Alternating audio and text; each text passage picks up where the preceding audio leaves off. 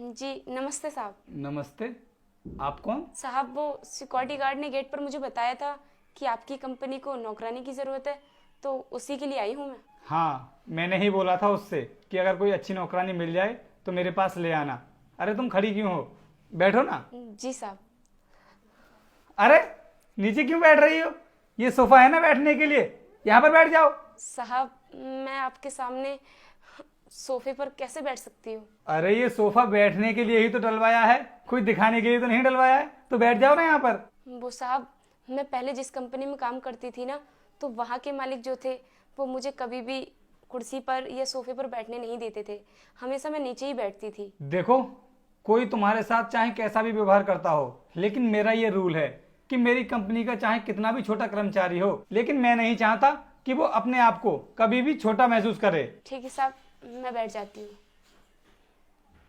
हाँ तो बताओ, क्या नाम है तुम्हारा? साहब मेरा नाम कमला है। हाँ तो कमला बताओ, क्या क्या काम कर लेती हो तुम? साहब झाड़ू पोछा बर्तन, आप मुझसे जो भी काम बोलोगे ना, मैं सब काम कर लूँगी। ठीक है, फिर ये बताओ कितने पैसे लोगे फिर महीने के? साहब मैं कैसे बता सकती हूँ, इसके बारे में तो आप ही बताओगे ना मुझे। ठीक है कमला, मैं तुम्हें काम बता देता हूँ। हमारी कंपनी में वैसे ज़्यादा कुछ काम तो है नहीं, बस तुम्हें सुबह आकर के जितने भी टेबल या कुर्सी रहते हैं ना, उन सभी की साफ़ सफाई करनी है, और मेरे ऑफिस में जो भी गंदगी है उस सबको आकर के साफ़ करना होता है डेली के डेली।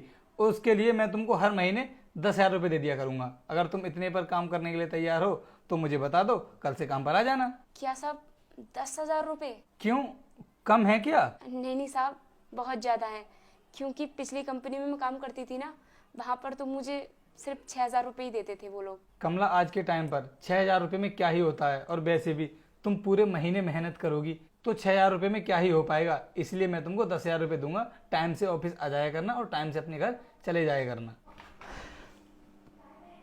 सर कौन है ये जिसको आपने सोफे पर बैठा रखा है? वीर, ये हमारी कंपनी की नई नौकरानी है, और कल से ये ना हमारी कंपनी की साफ सफाई किया करेगी। क्या कहा सर आपने? ये हमारी कंपनी की नई नौकरानी है, तो फिर सर आपने इसको सोफे पर क्यों बिठाया है? नीचे बिठाओ ना इसको। अब ओए उठ यहाँ से, चल नीचे बैठ। तेरी औकात नीचे बैठने की है, सोफे पर बैठने की नहीं। तुम लोग अपनी औकात क्यों भूल जाते हो? चल उठ वहां से, बैठ नीचे। अरे तुम वहीं बैठो। और वीर, ये क्या बदतमीजी है? किसने कहा तुमसे कि ये सोफे पर नहीं बैठ सकती? सर नौकरों की औकात जमीन पर बैठने की होती है, सोफे या कुर्सी पर बैठने की नहीं। और देखिए ना सर, आपके सामने सोफे पर बैठी है। मैंने ही बोला है उससे सोफे पर बैठने के लिए। क्या कहा सर आपने? आपने बोला है इसे सोफे पर बैठने के लिए?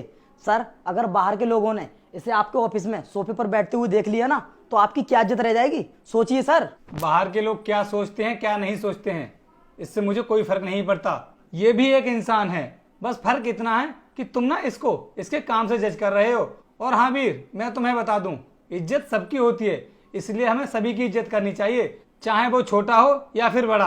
और आज मुझे तुम्हारे मुंह से ये सब सुनते हुए ना बड़ा अफसोस हो रहा है। अरे तुम भी हमारी कंपनी के एक एम्प्लॉय हो, और मैं इस कंपनी का मालिक हूँ। अगर मैं भी तुम्हारे साथ भेदभाव करूँ तो जरा सोचो तुम्हारे दिल पर क्या बीतेगी। क्या तुमको सही लगेगा? अगर मैं तुमको टॉर्चर करने लगूँ या दूसरे लोगों के सामने तुम्हारी बेइज्जती करूँ तो तुमको अच्छा लगेगा? ये बताओ मुझे। तो हर इंसान को ना बराबर इज्जत दिया करो, चाहे वो गरीब हो या फिर अमीर हो। सॉरी सर, गलती हो गई, मुझे माफ कर दीजिए। माफी मुझसे नहीं, माफी तो इनसे मांगो जिनके साथ में तुमने बदतमीजी की है। प्लीज आप मुझे माफ कर दीजिए। अरे कोई बात नहीं साहब, गलती अक्सर इंसान से ही होती है। चलो ठीक है कमला, जाओ तुम अब, और कल टाइम पर आ जाना ऑफिस के लिए। ठीक है साहब। और हाँ वीर, तुम बताओ कैसे आए?